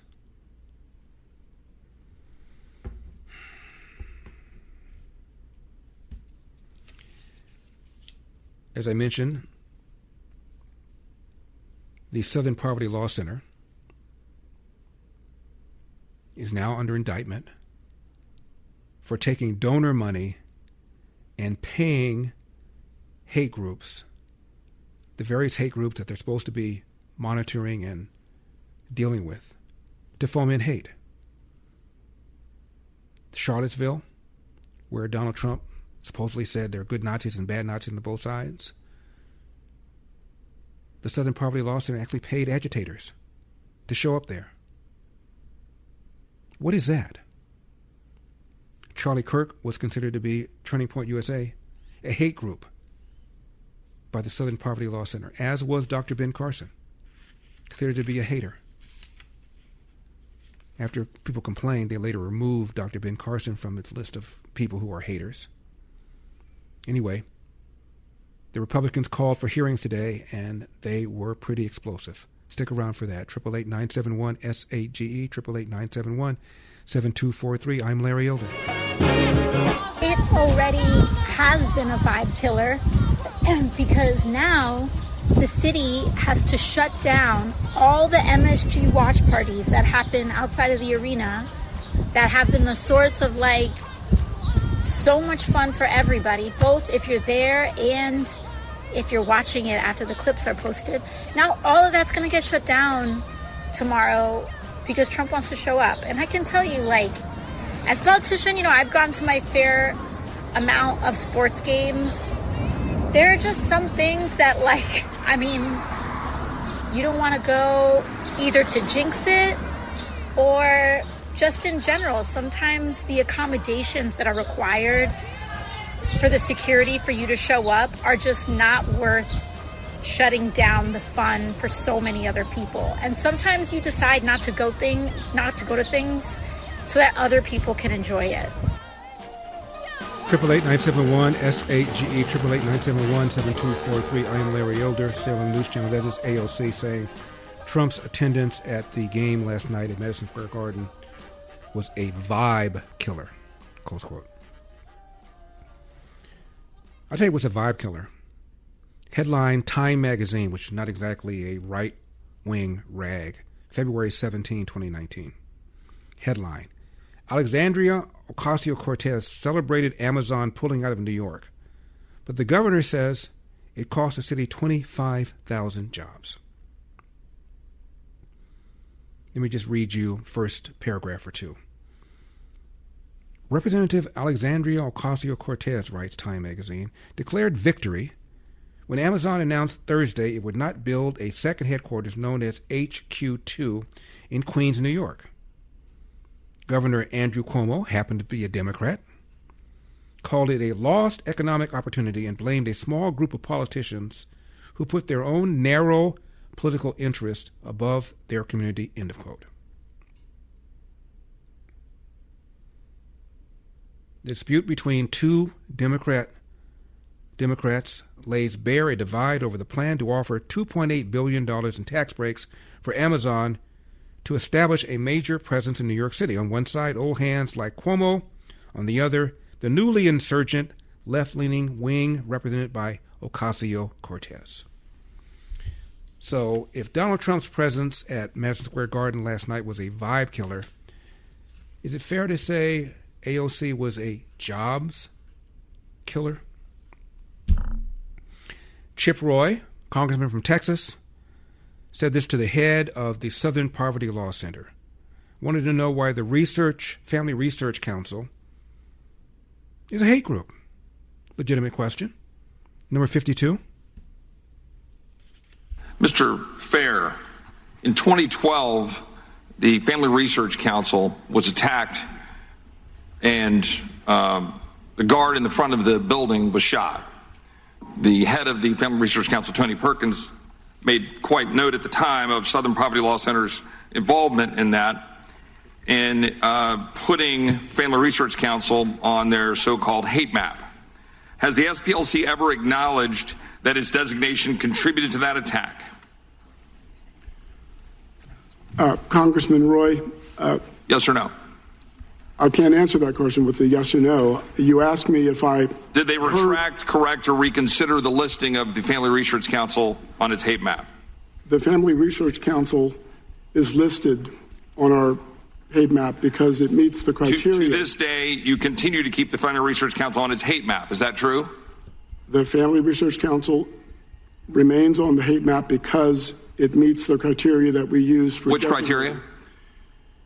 The Family Research Council is an anti-LGBTQ. Okay, so on your website, you used to have language on there defending your position on the Family Research Council, and you had language saying that other groups, like Focus on the Family, are not included, and you use that as your defense. Well, that language is now gone, and Focus on the Family is now noted as a hate group. Mr. Roy. Can you explain that? Congressman Roy, we take no pleasure in listing any group, and we wish the list was empty. But we have the constitutional right to express our opinion. How many leftist anti-Jewish groups do you have listed on your website? Name them. Anyone listening to this can go to our website and see our Year in Hate and extremism report was released this morning. How many extremist Islamic groups do you have of the 1,500 or so organizations you have on your hate map? Again, anyone can go to our website. My office has been looking over and we can't really find one. Again, it is the SPLC's. You think SPLC could provide us a list of the Islamic-oriented groups that you have on your hate map? Mr. Roy, we don't target any group because of its religion. Really? I want to be clear about that. Really? Yes, that's exactly right. We target no group because of its religion. We target groups because they express statements and engage in activities that demean and vilify. So you brought up LGBTQ groups a second ago. Roy. So you brought up LGBT groups a minute ago. So you think there's a bunch of Islamic groups that are pro-LGBTQ? Is that the position of the SPLC? I just want to make sure the record is reflecting that. Mr. Roy, as I said, we target no group or label no group because of its religion. We target groups and label groups because of what they say about others. And we have a constitutional right to do that. And we will continue to do that. How long did it take for you to criticize the attacks on October 7th?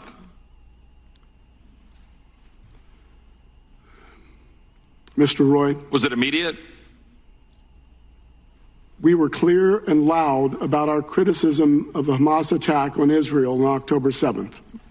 My research shows that it took you at least 3 weeks to finally say anything, and then you attacked and criticized Israel. Mr. Roy. Do you think the record reflects that, or am I incorrect? Mr. Roy, as I said, the SPLC has a 55-year history of fighting anti-Semitism. It speaks for itself. And yet the response to the targeting the Family Research Council was to defend yourself for having focused on the family, and then you pulled down from the website that defense. It was your only defense. Well, first, Mr. Roy, speakers in the United States don't need to defend their speech. We have free speech. And so everyone should understand that. Yeah, you do, here on the record, have to defend the position of an organization that has now been indicted and has superseding indictment based on very clear indications of the way the money is flowing in order to target very specific groups and to potentially defraud your donors, not to mention, by the way, banks. If I had a little more time, I'd like to have a little bit more conversation about debanking and your engagement with banking. But the last question I'll ask you is, with respect to Charlie Kirk, have you all taken any position since Charlie Kirk? Mr. Roy, we unequivocally condemned the murder of Charlie Kirk. What about the listing of Charlie Kirk? It is our position that TPUSA expresses views and vilifies other people based on immutable characteristics, exposing them to our listing. Mr. Chairman, when we come back, the SPLC president refuses to apologize for labeling Charlie Kirk as a hate leader. I'm Larry Elder.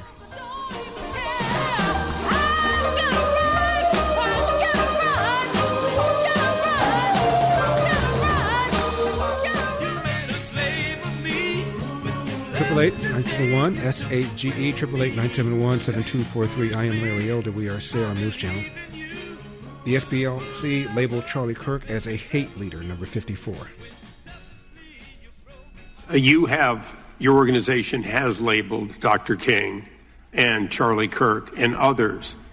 Do you regret that? Will you recant it? Or are you going to double down and say that these people, including the martyred Charlie Kirk, in fact somehow deserve to be on your hate list for their constantly talking about bringing people together, talking about the teachings of the Bible and the like? Congressman Ison, as I said in my statement. Now, wait a second. No. I heard your statement. I only want an answer to your question in 11 seconds left. Are you going to recant, yes or no? And if you're not going to, please don't tell me it's because now you're under charges. Your organization did it as much as 16 years ago. Will you take back any part of that, or is your hate list stand as your position of your organization as its head today? The SPLC will continue to expose hate, and extremism. Okay, we'll take that as the list stands. Speaking of Dr. King, referring to Dr. Alveda King, a niece of Dr. Martin Luther King, number 53. Racism. I reject hatred. I reject white supremacy. I reject any ideology that seeks to elevate one group of people above another. But I also reject the notion that Americans who hold traditional Christian beliefs should be treated as threats or terrorists simply because we disagree with a prevailing political thought. Today, I still have a dream. I dream that one day we will move beyond black power and white power and embrace God's power and human dignity. I dream that Americans will one day see each other not as enemies but as neighbors. I dream that we will hear each other, see each other, and recognize that every human life has value from the womb to the tomb and beyond. We are, as Scripture teaches, as science testified, one blood, one human race. And if we remember that truth, we can build a future worthy of the sacrifices made by those who came before us. We must speak out for truth and against the forces that would manufacture hate, fear, division, and violence simply to line their pockets and further their political ambitions. Thank you. God bless America, and I look forward to your questions. Thank you so much. God bless you. Thank you. God bless you. Well done. And she called out Jasmine Crockett, number 62. Very briefly, Congresswoman, I am a bit emotional. I'm going to watch what I say. But it seems as though you have suggested that I am a bastard to the King family legacy. I am legitimately the daughter of Reverend Alfred Daniel Williams King and Dr. Naomi Ruth Barber King. We are a family who loves God, and I love you. God bless you. And Jasmine Crockett trashed Charlie Kirk, 65. Charlie Kirk, because I done heard y'all talk about his organization over and over and over. So I'm not finna play with anybody who's gonna play with my time. So I'm going directly to Miss McCord. Professor, let me put some respect on your name. All right. If I see a black pilot, I'm going to be like, boy, I hope he's qualified. Does that sound like a hater or not? That sounds like a racial stereotype. Okay, sounds good to me. We made a huge mistake when we passed the Civil Rights Act in the mid-1960s. That sounds like someone who still adheres to racist views. Okay. America has freedom of religion, of course, but we should be frank. Large, dedicated Islamic areas are a threat to America. That is someone who can't accept that America is a multiracial, multi-religious place. Okay, these all just happen to be comments from the fearless leader of Turning Point USA, so I could see where SPLC was going. I also think that it's so interesting that right now, just for those sitting at home, you may not know that oversight is not having any hearings right now because the Republicans don't want to deal with the Epstein file, so they have shut down all. Everything that she said, in quoting Charlie Kirk, completely taken out of context.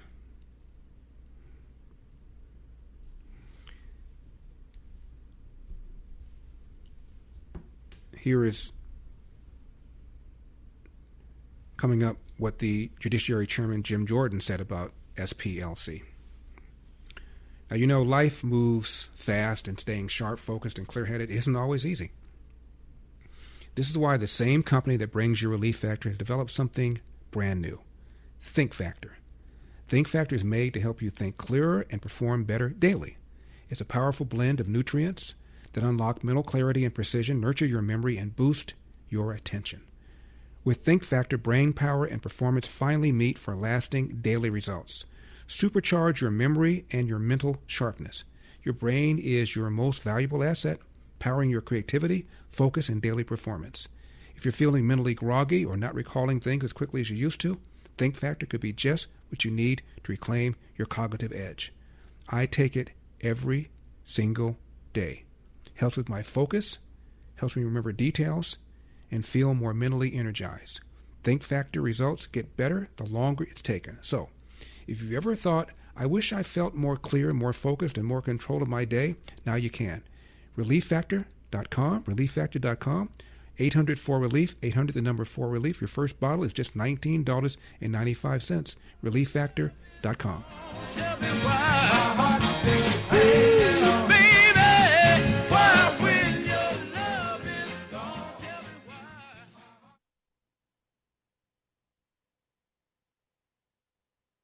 The Larry Elder Show on the Salem Radio Network returns from break in 2 minutes and 45 seconds.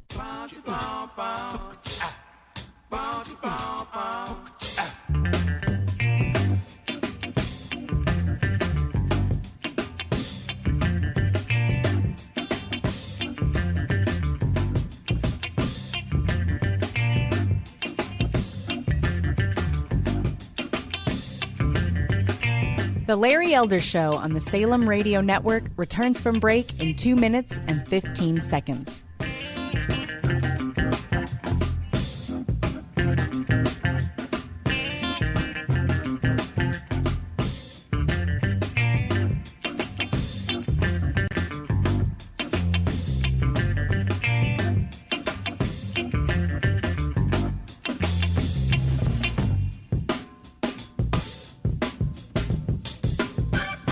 The Larry Elder Show on the Salem Radio Network returns from break in 1 minute and 45 seconds.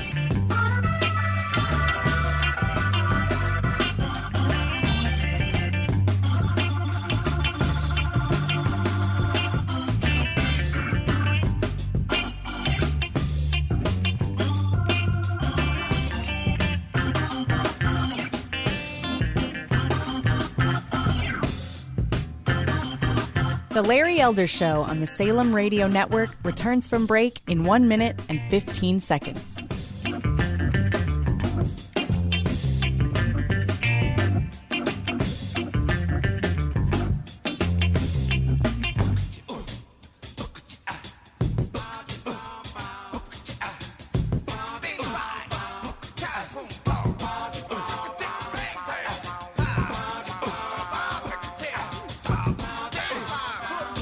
The Larry Elder Show on the Salem Radio Network returns from break in 45 seconds.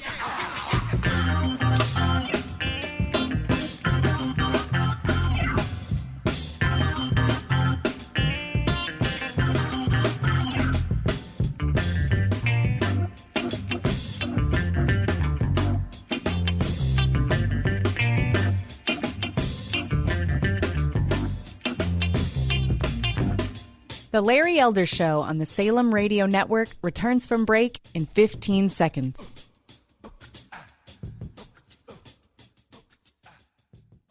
The Larry Elder Show on the Salem Radio Network returns from break in 5 seconds.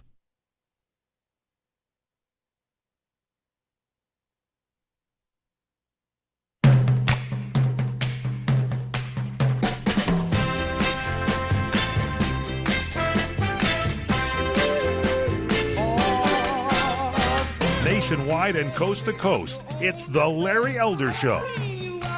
888-971-SAGE, 888-971-7243. I'm Larry Elder. We are Salem News Channel coming to you from the Relief Factor studio.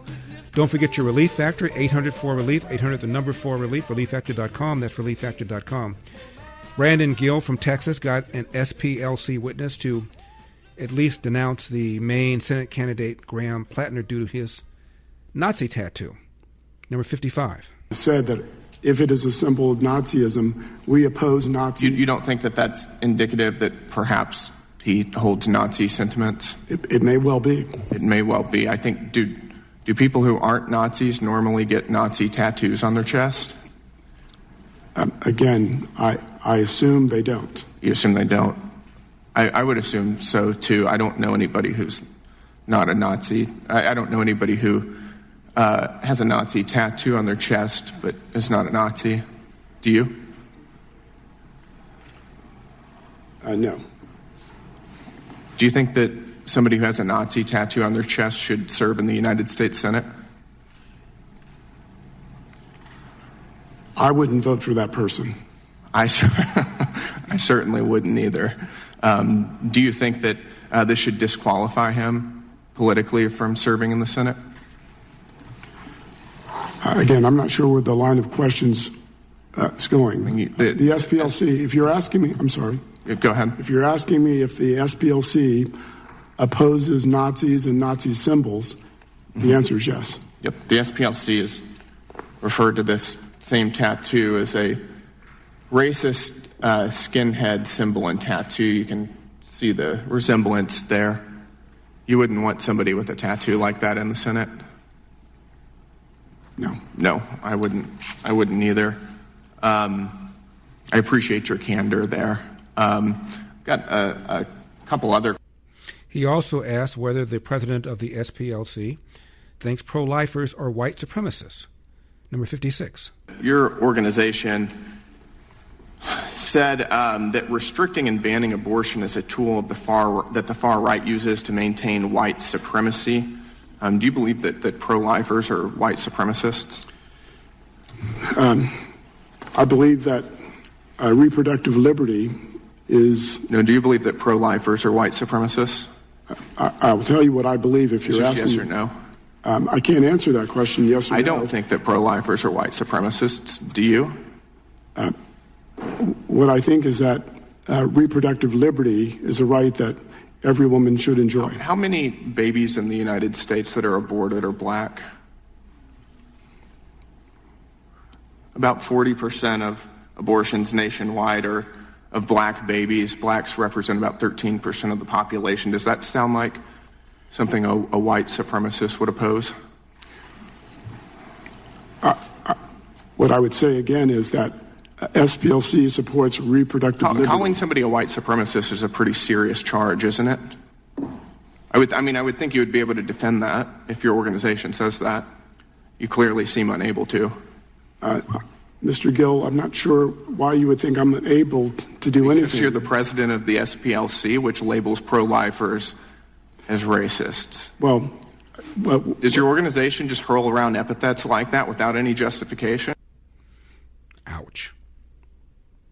This is House Judiciary Chairman Jim Jordan, number 58. Field Source 37, the guy at the Charlottesville rally, helped plan that rally, coordinate transportation there, was paid to attend. After the event where a lady was killed, the Southern Poverty Law Center almost tripled their income. $51 million to $133 million. After they were coordinating the hate that took place at that crazy rally. You run a scam, you become the standard, you don't get prosecuted, and you make a ton of money. They got $800 million assets, $700 million in an endowment. Such a deal. Alveda King, called a hate leader by the Southern Poverty Law Center, confronted Jamie Raskin, Democrat from Maryland, number 60. And they won $25 million. So do you pay the same people to do the bomb and then go and comfort the people from being bombed? You pay the same people to do both jobs? That's kind of fraud to me. That's weird and chaotic and confusing. Well, Dr. King, I don't think there's any allegation that anybody who was working with the Southern Poverty Law Center bombed anyone. Do you have information to that effect? I don't personally, but outside agitators did bomb our house in '63 and then ran back and took off the Ku Klux Klan sheets and put on police things and ran up in the yard. Well, that's the same people. It was crazy. I'm with you, and that's a statement about the racism of that police force working with the Ku Klux Klan. Hey, y'all pay both of them to do the double jobs. SPLC does. Really, you hire them to do the bombing, then you hire them to fix the bombing. That's weird. Dr. King, you're asserting a lot of things under oath, and you haven't brought the evidence with you. So I'll get some for you. Okay, please bring us the evidence, and I'll yield back to you, Mr. Chairman. I'll get some for you. Speaking of Trump derangement syndrome, we have a little bit of time here. Nancy Pelosi is on tape, recorded by her daughter on January 6th, saying it's my responsibility to provide it security at the Capitol building. So she's been asked this question by a journalist who works for Mike Lindell. This is how Nancy Pelosi responded, number 16. Hi, Congresswoman Pelosi. Last time I asked you about January 6th, why you turned the National Guard away on January 6th, you told me to shut up and that I was repeating Republican talk. I'll tell you to shut up again because you're speaking lies. And I don't have anything to do You're with right it. here on record saying, no, I'll admit it. No, I did not admit it. The president never would agree to send the National Guard. Don't waste your time or mine on you. Why was your daughter filming you on January 6th? Why don't you get away? These are just questions the American people want answers to. No, you know what? I don't even think you're a real journalist. You work for Mike the Pillow Man? Actually, I do, and we're very proud. I don't consider that journalism. Mike the Pillow Man, that's not journalism. I don't have any reason to talk to you. He'd love to give you a free pillow. I want you to record this. I want people to know that you're not a real journalist. You work for Mike the Pillow Man, and all you do is spout untruths. Okay. Get away from me. You can insult me all you want, Get away from me. Thank you, guys. Thank you, Congresswoman. We'll give you my pillow so you can have a nice sleep tonight, okay? Take care. You work for Mike Lindell, the Pillow Man, so get away from me. These Democrats are still defending Graham Plattner. Number 15. We'll do that when we come back. Life, liberty, and the pursuit of happiness. Those words weren't written just for history books. They're written for you. But it's hard to pursue happiness when pain is part of everyday life. Relief Factor was created to help people address inflammation, one of the most common causes of ongoing aches and pains from aging, overexertion, and just daily living. It's a 100% drug-free, research-based formula that works through multiple metabolic pathways to support comfort and mobility. No prescription, no masking symptoms, just real relief so you can keep moving forward. My friend and business associate Raj, because of his knees, takes Relief Factor every single day. As America celebrates 250 years of independence, give yourself the chance to reclaim yours. We're offering a special patriotic price, just $17.76. $17.76. ReliefFactor.com. ReliefFactor.com. 800-4-RELIEF. 800 the number 4 relief.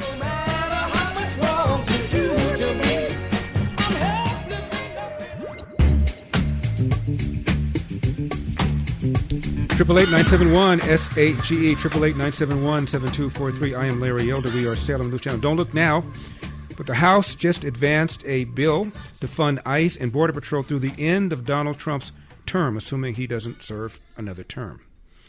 Number 59.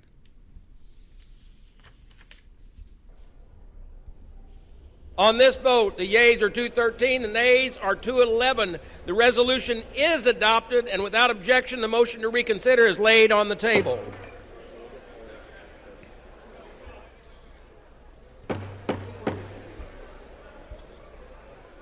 House will be in order.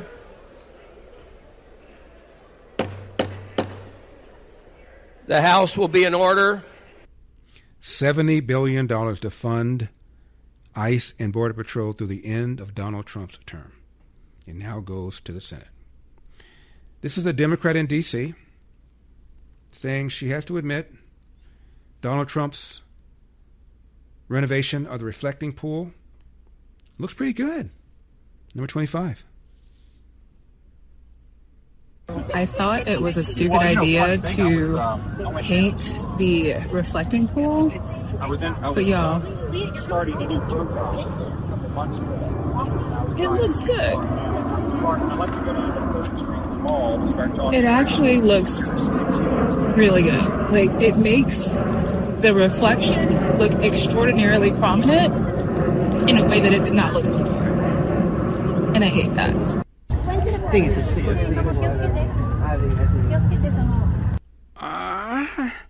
I thought it was a stupid idea, but I got to admit it looks good, and I hate that. I bet you James Carville hated having to admit hypocrisy over Graham Plattner, number 26. But what would you say to a Republican who says, James, if there was a Republican combat veteran who had a Nazi tattoo, a Totenkopf tattoo, you wouldn't be so forgiving? what would you say to that? That's true. I would say you're exactly right. If that person was a 4-time combat veteran, I'd say I'd never vote for him, or maybe it's her now. We have women in combat.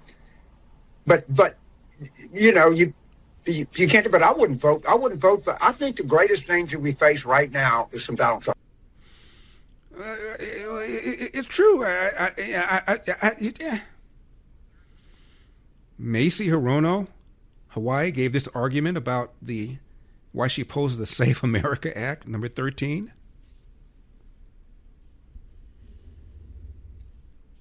Non-citizen voting in federal elections is already illegal. It is a federal crime. If a non-citizen illegally votes in a federal election, they could be prosecuted and even Then what's sentenced. the problem? See you tomorrow. God bless. What can I say? Mamba out. The mic has been dropped. All across America. That's enough. Put down the mic. The Larry Elder Show.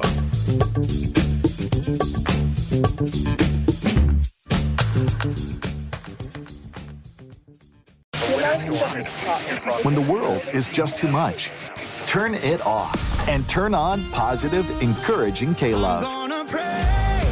I'm gonna praise. World off. K-Love on. K-Love is sunshine for my soul. I love K-Love. Listen now on your radio, online, or on the free K-Love app. K-Love makes me feel so good. Positive, encouraging K-Love.